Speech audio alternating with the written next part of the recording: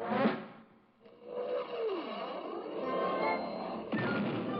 thunder of jets in an open sky, a streak of gray, and a cheerful... A loop, a whirl, and a vertical climb, and once again you'll know it's time for the adventures of Rocky and Bullwinkle and Friends. Starring that supersonic speedster, Rocket J. Squirrel, with his pal Bullwinkle the Moose, and a host of others. Hurry, Bullwinkle! The show's about to start! I'm coming as fast as I can. Wave to the people! Yay! Now what are you doing? Signing autographs. Let's see. John Smith. But your name is Bullwinkle. I know, but that's hard to spell.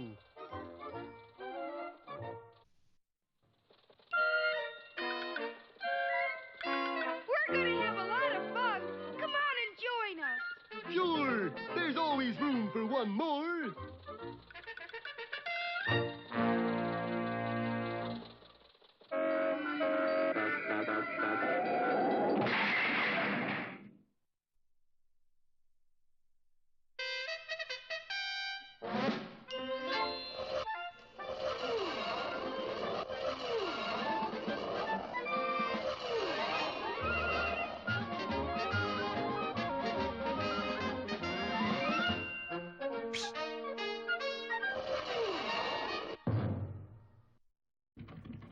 Well, our heroes are really up in the air this time. Searching for mooseberries, a secret ingredient for their rocket fuel formula, they wound up on board a plane piloted by Boris Badenov. His partner, Natasha, fastened them into their seats with one-way belts and then bailed out. In the pilot's compartment, Boris gleefully smashed all the instruments, threw out the steering wheel, and prepared to follow Natasha. I hate to leave a place that holds such pleasant memories. But at that moment, the damaged radio crackled and a voice said, Calling Boris Badenov, this is Central Control. You reading me? Yes, fearless leader. Plans are changed. Moose must finish finding formula. Do not, repeat, do not kill Moose. Make up your mind. What was that? I said yes, fearless leader. And Boris dashed back into the cabin just as all three engines conked out. Hey, Captain, give us a hand here. Well, something seems to be the trouble. Get us out of these belts. They're stuck. Of course. How come the engine stopped? Oh, because we're going to land. Well, how come we're landing? Because the engine stopped, you nice little chap. We better jump for it. Right, Rocky, let's go! Wait!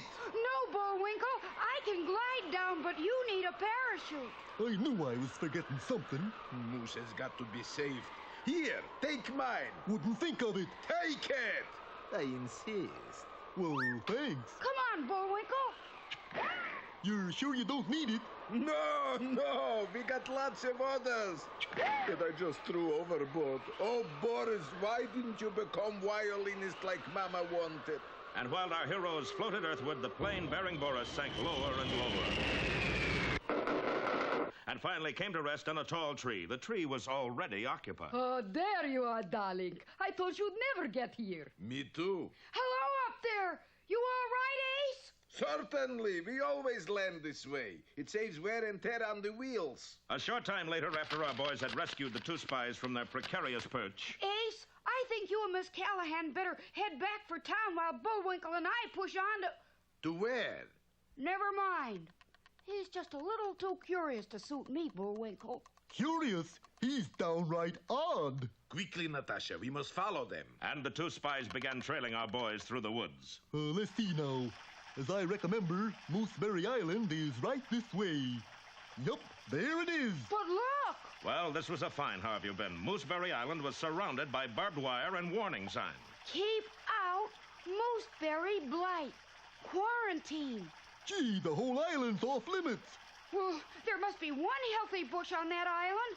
But how do we get to it? Well, a little barbed wire isn't going to stop Bullwinkle J. Moose. I got a scheme. Quickly, Bullwinkle outlined his plan. He would enter the water above the island, swim with the current till he reached it, find a healthy bush, and then swim back below the island. Now, are you sure it'll work, Bullwinkle? Of course it will. I've thought of every little thing. Except one. What's that? I can't swim! And Bullwinkle was carried off by the swift current. Unfortunately, there was another thing that he hadn't figured on. Right below Mooseberry Island was deadly thundering falls. And before Rocky could move, Bullwinkle was swept over the edge. Be with us next time for Bullwinkle's Water Follies or Antlers Away.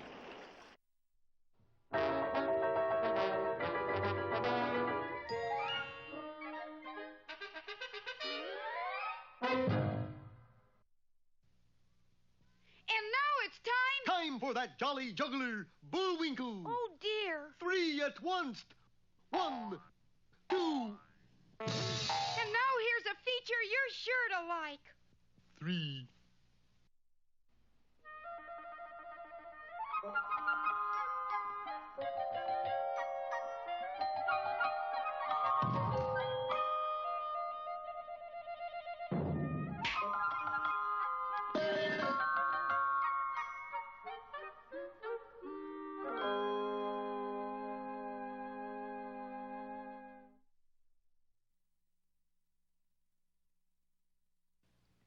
Once upon a time, there was a little tailor, a very little tailor. To be exact, 4'2", eyes of blue. Oh, how he wished he were a taller tailor. Yeah, about 9 feet tall. The reason was that being so small, he was constantly being picked on. When he ate his lunch, even the flies ganged up on him, 7 at once. Stop that buzzing! I can't even hear myself eat. But the flies kept on buzzing until the little tailor could stand it no more, and... Of course, that was the end of his lunch, but the buzzing had stopped. Listen, it's quiet. I got him! 7 with 1 blow! Not bad for a shrimp. The little tailor was so proud of himself that he immediately made a shirt which proclaimed his great deed and set out to tell the world all about it, even though, strictly speaking, it wasn't true at all. Town's gonna know, world's gonna know about 7 late hour 1 blow. 2 and 2 plus 1 add 2. Town's gonna know, world's gonna know about 7 late hour 1 blow. The little tailor left the town to boast to the whole world of his achievement. Along the way, he discovered a bird caught in a bush. He freed the little bird. I killed 7 with 1 blow. Yeah! And put it in his pocket. Before very long, he came to a wood, and seated on a tree stump was a giant. He was as big as the tailor was small. Too tall or not too tall, that is the question. Excuse me. A chance to shrink? Aye, there's the rub. Excuse me, Bard. What do you want? Take a look at that. You killed 7 with 1 blow? You're such a little fellow. But then I'm so tall. Perhaps you did. Would you believe I was a 3-pound baby? Listen, I killed 7 at 1 blow, and you better believe it. What? Put me down! All right. Let's see just how strong you are. The giant picked up a stone and threw it so high that it almost went out of sight. Top that. I might be slightly overgrown, but I'm a throwing fool. Well thrown, but it did come back to Earth. That it did. I'll throw one, it'll never come back. And the tailor, thinking fast, took the bird out of his pocket and let it fly, so to speak. And quick as a wink, it flew straight up and out of sight. Oh, that is good. That is very good. You are truly gifted with a golden arm. Let us be friends. And so they became fast friends. You know, I have a feeling, Giant. My name is Ralph. Well, I have a feeling, Ralph, that we're going to come to an enchanted castle. And in this castle lives a beautiful princess who will become my bride after I perform 3 tasks. Little tailor, you are out of your mind. But just then an enchanted castle did appear. Oh, dear me. You there in the T-shirt. Stay where you are. I have a task to pick with you. My goodness. Not only have you killed 7, but you've captured 1 alive. Well, he didn't. I mean, I'm not... Shh! Don't be rude, Ralph. For taming this creature... Creature? You shall indeed marry my daughter, after you have performed 1 task. See, you were wrong. You said 3 tasks. Well, it usually is 3 tasks, but since no one has ever come back from the first one, I've forgotten the other 2. Well, didn't they have something Ralph! What is the 1 task you want performed, Your Majesty? In the wood lives a unicorn. You must capture it. So the little tailor and Ralph set out for the wood. They proceeded very quietly. There it is, the unicorn! This way, this way! That way, head it off! I got it! It's me you got. There it goes. So eventually it was Ralph and not the tailor who caught the unicorn. And do you know what? It wasn't a unicorn at all, but the king's daughter and the most beautiful princess you ever saw. She was, however, a little tall for the tailor. Would you believe I was a 3-pound baby? And so Ralph and the princess were married and lived happily ever after. Oh, and what happened to the little tailor? Well, he stopped his boasting, he went back to his town and became a very good tailor indeed. Then one day, he met a lovely girl who was also 4 feet 2. Would you believe I was a 16-pound baby? And the little tailor married her and was perfectly happy and content. The motto is, you don't have to be 9 feet tall to feel 9 feet tall.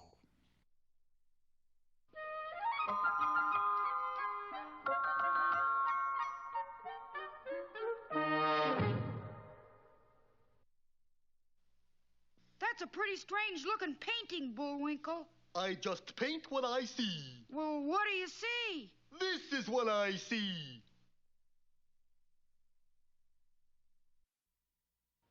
Time again for Bullwinkle's Corner. Hello there. Today's poem is called Taffy. Taffy was a Welshman. Taffy was a thief. You ain't kidding, governor. Taffy came to my house and stole a piece of beef. Hey, that's a whole cow. So I'm petting my part a little.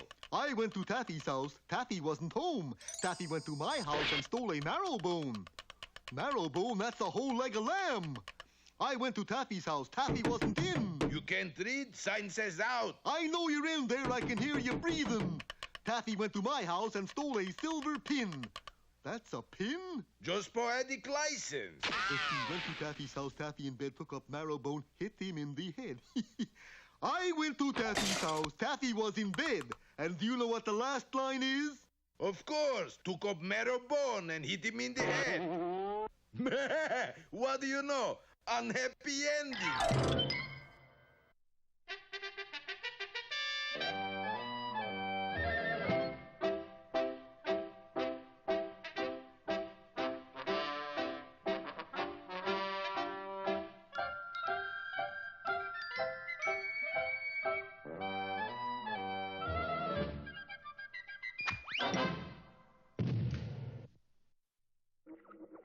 Hello out there. Peabody again. And today we set our sights on the year 1493. The place, Mr. Peabody? Rome, where we'll meet history's most infamous bartender, Lucretia Borgia. In a trice, the Wayback Machine escorted us from my penthouse apartment to the castle of the Lord of Pesaro, Lucretia Borgia's second husband. We found his lordship munching on the leg of a chair. Delicious. Absolutely delicious. Pardon us, Your Grace, but why are you eating that chair? Because I'm hungry. But why the chair? Well, for one thing, it happens to be the only edible piece of furniture in this room. Hey, you see this? Yesterday was a piano. Wouldn't you rather eat a nice, juicy steak? The last person to eat a steak in this castle was Lucretia's first husband. He's dead, you know. We're quite familiar with your wife's reputation. Yeah, one might say she's a poison. But I love her anyway. You realize, of course, what a diet of furniture can lead to. Probably a divorce. But as long as my wife handles food and drinks, I must abstain from normal eating habits. Either of you care for a caster? Thank you, no. Yes, I only wish there was someone who could have helped me. There is. Who? Mr. Peabody. He can do anything. Sherman is prejudiced, Your Grace. Prejudiced, but absolutely correct. That night we joined his lordship at dinner. Hey, Lucretia, she's gonna be down in a minute. Remember, if you value your life, don't eat or drink. By the way, do either of you carry a Blue Cross? Before we could answer, the door swung wide, and there stood Lucretia. It had to be her. She was carrying a decanter of hemlock. Good evening, dear husband. Ah, I see we have a guest. Yes, my love. How nice. Gentlemen, I propose a toast. To your health. Without raising suspicion, we managed to empty our glasses in a nearby plant. a nearby dead plant. I hope you enjoyed the meal. I prepared it myself. Oh, what happened to the cook? Stomach trouble. As usual, you done it again, Lucretia. This food looks delicious. You may find it needs a dash of salt. Oh, yes, salt. A-R-S-E-N-I-C, salt. Lucretia's constitution must have been an iron one. Her food disappeared rapidly. So did ours, from our plates to the floor. Ah, that hit the spot. Would anyone care for a cigar? Well, yes, I think I... Shh. She soaks them. Darling, why you don't take our guests out for a stroll in the night air? It might help you to clear up your headaches. I don't got a headache. And not yet, you don't. Atop a parapet, we discussed the recent ordeal. You see? Hemlock, arsenic, that food was loaded. If I were you, your lordship, I'd leave her. I can't. I love her too much. Besides, this poison thing is just a hobby. I have an idea. One that will allow you to eat and drink quite freely. We adjourned to the castle basement where Lucretia had her own chemistry lab. Look around you. The greatest collection of poisons in the entire world. With Sherman and his lordship assisting, we collected samples. Finally, I began my experiment. 2 drops of wood alcohol, a dash of belladonna, Paris green for color. There we are, done. It looks delicious. What is it? This glass contains a minute amount of every poison known to man. And to Lucretia? And to Lucretia. By drinking this, you will build up a lifetime immunity. No matter what poison your wife administers, your system will have become adjusted to it. All right. He is looking at you, I hope. Congratulations, your lordship. You are now immune to poison. From that moment on, his married life changed to one of complete rapture. You cooking something, my dear? Yes, my love. A cake for your birthday. Not enough strychnine. You know I like my strychnine. No, sorry, my pet. I keep forgetting. Well, Sherman, I think our visit has ended. There's just one thing, Mr. Peabody. And that is? The servants around here. They're not immune to Lucretia's poison. True, but if you'll notice, they go about the castle wearing a plaster patch over their mouths.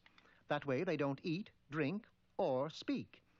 In fact, Sherman, this may surprise you, but that's how the silent butler came to be.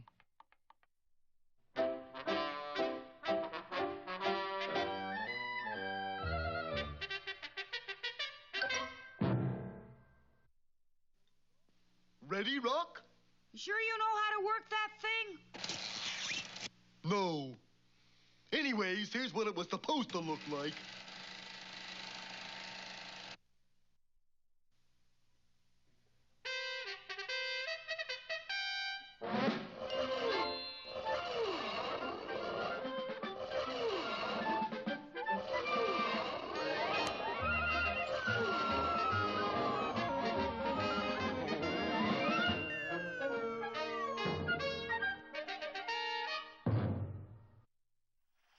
Well, disaster has dogged the footsteps of our heroes in their search for mooseberries, the missing ingredient for their rocket fuel. First of all, they found that the one mooseberry bush was strictly off limits due to the mooseberry blight.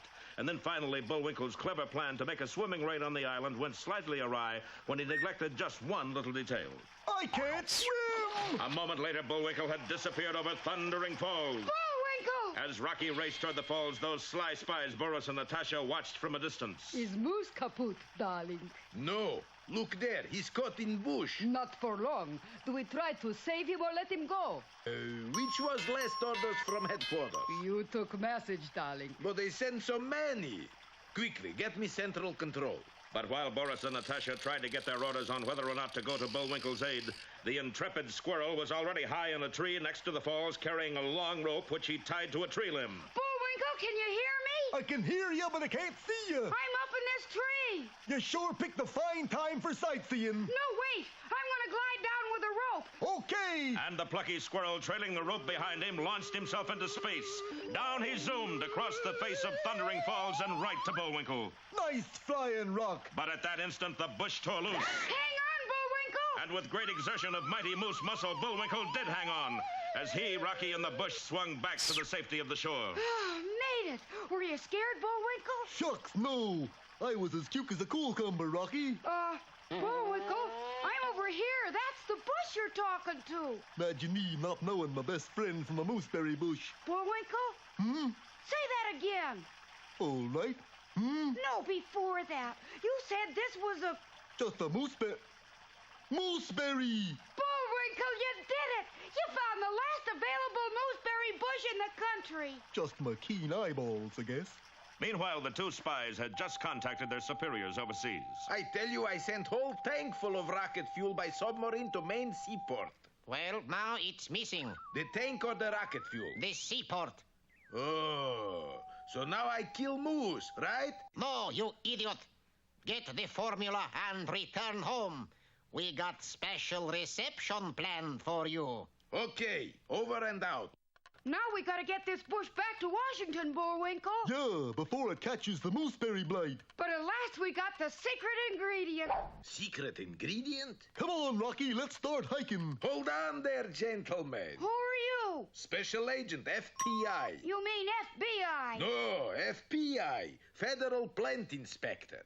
You got any peaches, pears, pineapples, passion fruit, papayas, or mooseberries? Well, it just so happens. Aha, a mooseberry bush. And, it's crawling with mooseberry blight. It is? This plant must be sprayed right away, quick. Now, wait a minute, you can't... There's no charge. Oh, that's all right, then. So the inspector sprayed and sprayed until not a thing could be seen. And when the cloud cleared away, both the bush and the inspector were gone. Boy, that's what I call a powerful spray. Well, what has happened to our mooseberry bush? And does this mean failure to our friends? Heck no! We're the heroes. Don't miss our next episode, The Inspector Detectors, or A Kick in the Plants.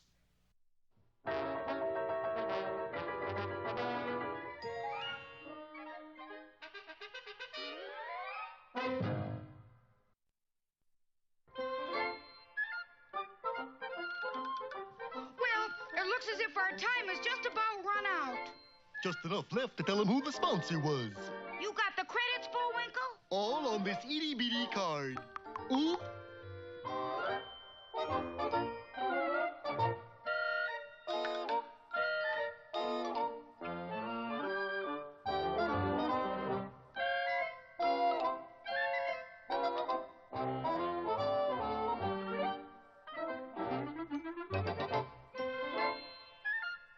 We're late again, Bullwinkle. Right. Bye now. See you next time.